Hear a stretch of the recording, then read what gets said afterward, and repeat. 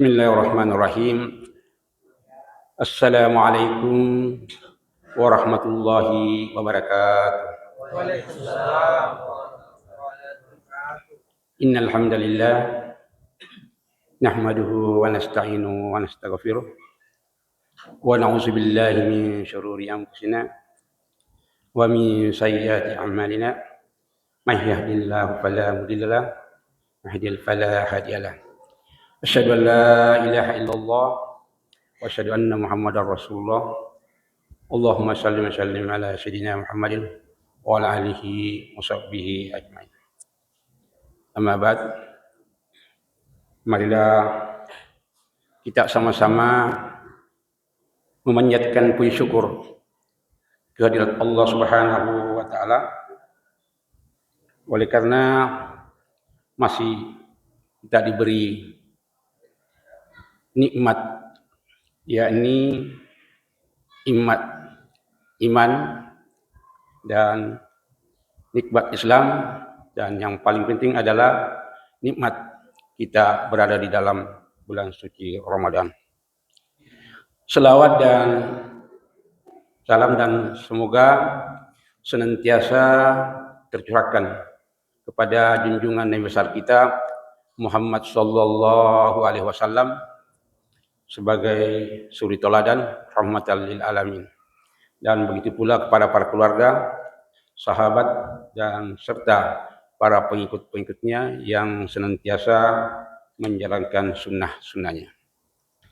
Hadirin yang berbahagia, perkenankanlah saya seperti apa yang disampaikan oleh protokol Prof.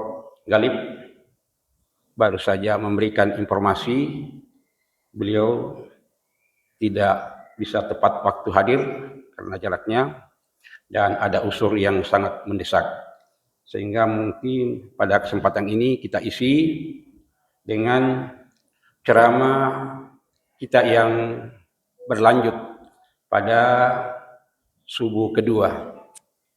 Bapak dan Ibu sekalian, kita semua yang hadir pada subuh kedua itu merefleksi kembali surah Ali Imran 102 dan surah Al-Baqarah 183. Ini dua-duanya ada menandakan ada ketakwaan.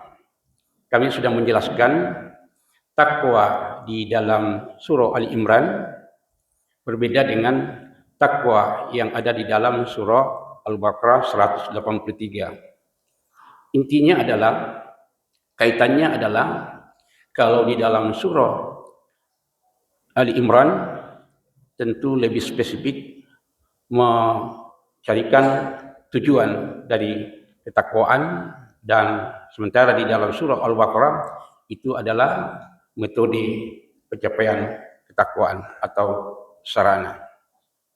Kita sudah mengkaji beberapa inti di dalam surah Al-Baqarah dan surah Ali Imran. Yang intinya adalah ya ayyuhalladzina amanu taqullaha haqqa tuqatih wa la tamutunna illa wa antum muslimun. Haqqa tuqatih wa la tamutunna illa wa antum muslimun. Ini penekanannya, janganlah kalian tamat sebelum muslim. Maknanya adalah kita bagaimana kehidupan kita itu sebelum mati dalam keadaan Islam. Di dalam keislaman kita ini senantiasa menjaga semua rutinitas kita selama hidup kita. Nah, tentu yang kita sudah kaji, yang pertama bagaimana menjaga di dalam bulan suci Ramadan ini sebagai momentum yang terbaik adalah memperhatikan aktivitas kita sebagai bulan madrasah. Yang pertama kita sudah kaji adalah puasa dan sudah dijelaskan oleh para ustaz. Yang kedua tarawih, sudah juga dijelaskan oleh para ustaz. Yang ketiga adalah ini sholat kita, dan yang terakhir adalah tadabbur atau tarbiyah atau kegiatan-kegiatan tilawah, tadarus ya. Hadirin yang berbahagia, di ceramah terakhir kita tutup ya. Tutupnya itu adalah bagaimana hidup kita ini dengan tenang, bahagia, dan hidup di dunia dan di akhirat. Artinya di dalam implikasinya adalah ya ayyuhallazina amanu taqullaha haqqa tuqatih wa la tamutunna illa wa antum muslimun. Sekarang mau hidup tenang, berberkah, dan islami. Nah, kita lihat lanjutan keterangan ini. Di dalam keterangan ini menyatakan bahwa ada 3 yang perlu diperbaiki untuk mencapai ketenangan hidup, keberkahan hidup. Ya. Yang pertama adalah hati. Ya. Hati ini adalah momentum yang terbaik untuk diperbaiki selama di dalam bulan suci Ramadan. Ya. Rasulullah Shallallahu Alaihi Wasallam bersabda, ketahuilah bahwa dalam jasad ada segumpal daging. Bila ia baik, bila ia sehat, maka seluruh jasadnya baik. Dan sebaliknya juga demikian. Bila ia rusak, maka jasadnya itu juga rusak. Ketahuilah, itu adalah hati. Hati adalah pusat kehidupan. Ya. Hati yang bersih pasti melahirkan akhlak yang indah. Tetapi hati yang buruk, kotor, melahirkan sifat-sifat atau perilaku-perilaku manusia. Masih ada iri, dengki, sombong, angkuh, merasa kuat, merasa hebat. Itulah hati yang kotor. Hadirin yang saya hormati, Ramadan adalah bulan pembersih hati. Ya. Kita menahan amarah, kita menahan lisan, kita belajar sabar pada saat kita lapar. Lalu kita harus memahami tentang belajar dari empati terhadap fakir miskin. Ya. Namun mari kita jujur. Apakah di dalam hati kita masih ada rasa iri melihat orang yang ada di lingkungan kita yang sukses? Yang kedua, masih adakah rasa dendam yang belum kita maafkan selama ini? Yang ketiga, masih hati sulit menerima perbedaan pendapat. Hati yang bersih berharga daripada harta yang melimpah ruah. Karena itu berbanyaklah di dalam bulan suci Ramadan ini istighfar, taubat, memaafkan orang lain, dan husnuzon kepada sesama manusia.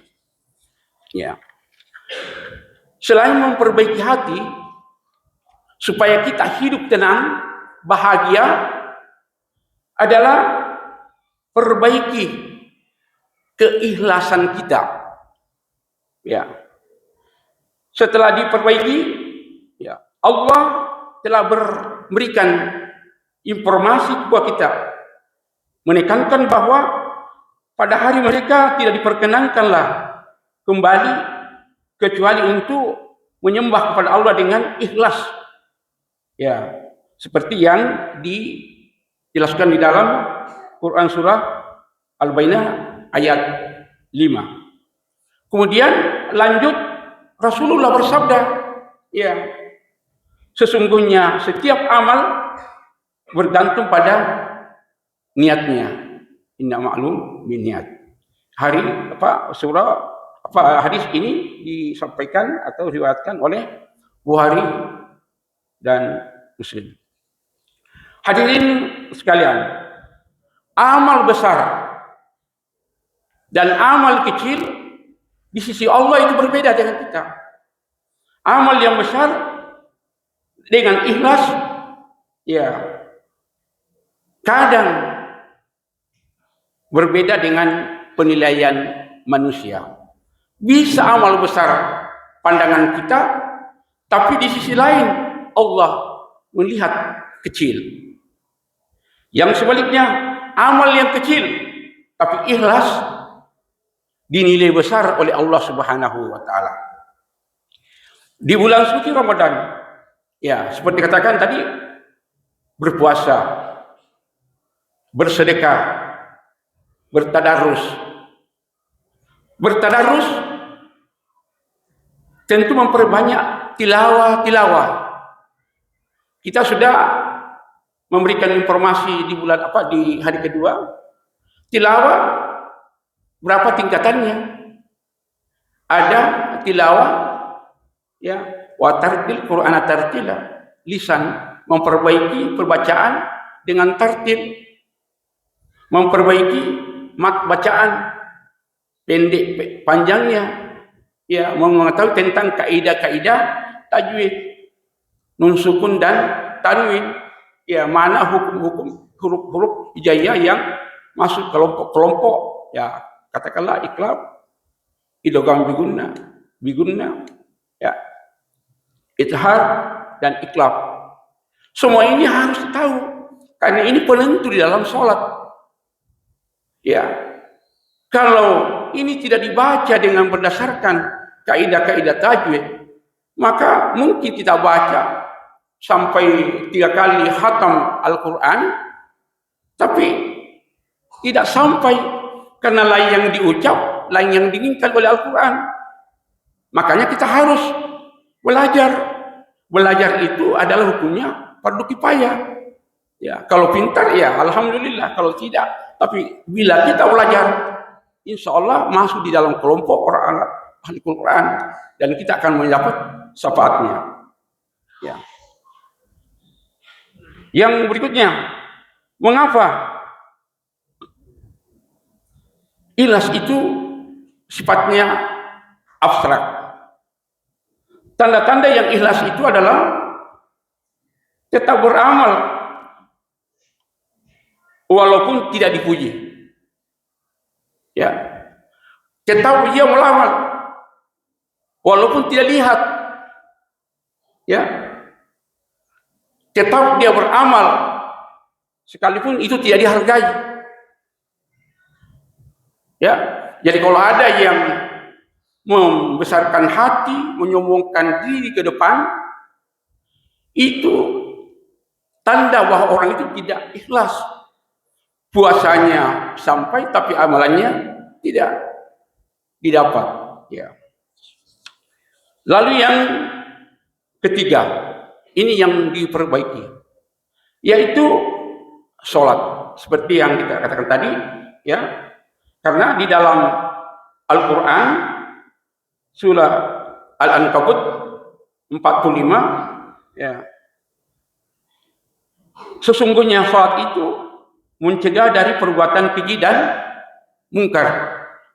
Inna sholata tanha anil fahsya'i wal munkar. Jika sholat kita belum mencegah maksiat, mungkin ada yang perlu diperbaiki. Ya. Oleh karena itu amalan pertama yang dihisab nanti di hari kiamat nanti adalah sholat kita. Ya, sholat ini yang baik, maka semua amalan-amalannya baik. Oleh karena itu tadi, ya, amalan yang paling mudah kita dapat itu berinteraksi dengan Al-Quran, perbanyak zikir, ya, perbanyak kita istighfar. di dalam bulan suci Ramadan. Ya, banyak amalan-amalan. Dan kita sudah nyatakan bahwa membaca Al-Quran satu huruf itu lipatannya 10 kali. Tidak dikatakan bahwa alif lam mim itu satu huruf, melainkan alif satu huruf, lam satu huruf, mim satu huruf. Jadi lipatannya 10 kali. Ya. Apalagi ada kegiatan-kegiatan di masjid kita ini namanya kegiatan mentadabburi Al-Quran. Mentadabburi Al-Quran itu adalah tilawah maknawiyah. Ya, semua yang mendengarkan, yang terlibat akan mendapat pahala yang berlipat ganda. Sehingga dengan demikian, Bapak-bapak dan Ibu sekalian, seperti sebentar subuh ada lanjutan tadabbur kita, mudah-mudahan berjalan lancar, dan tentu kita harapkan ya bukan bulan Ramadan baru kita berhenti untuk melakukan kegiatan tadabbur. Ya. Oleh karena itu, salat kita menjaga tepat waktu, datang lebih awal, memahami bacaan-bacaan kita, dan menghadirkan hati yang berdiri di hadapan Allah Subhanahu wa Ta'ala. Salat yang baik adalah memperbaiki hidup. Yang pertama, insya Allah, hati yang lebih tenang. Ya, kita akan tenang, Pak. Kalau hidup kita hanya mencari pencitraan, pasti berat. Tapi kalau hidup kita menghormati keadaan, insya Allah akan mendapat ketenangan.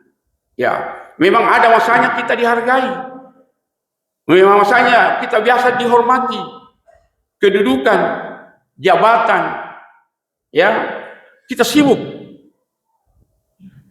ya. Tetapi kalau kita memperbaiki diri bahwa sesungguhnya apa yang kita lakukan ini, itulah yang terbaik di sisi Allah, memperbaiki ke dalam. Biasa kita hanya sibuk mengurusi ekonomi yang lebih dominan, memperbaiki perabot-perabot rumah tangga yang lebih dominan, atau mengurusi jabatan yang lebih banyak, sehingga tersisa waktu kecil hanya mengurusi ke dalam. Padahal sesungguhnya yang akan menemani kita untuk hari akan datang adalah yang tentu yang ke dalam. Pikiran lebih jernih dan hidup terarah.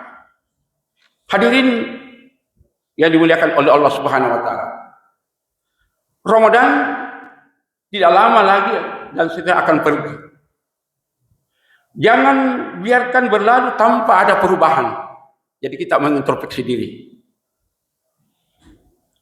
mengidentifikasi masing-masing diri kita, sejauh mana perilaku kita yang masa kemarin dengan yang sekarang.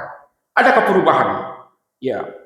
Oleh karena itu, jika ingin hidup lebih baik, bersihkan hati, hilangkan rasa dendam kepada orang, sebelum tidur maafkan.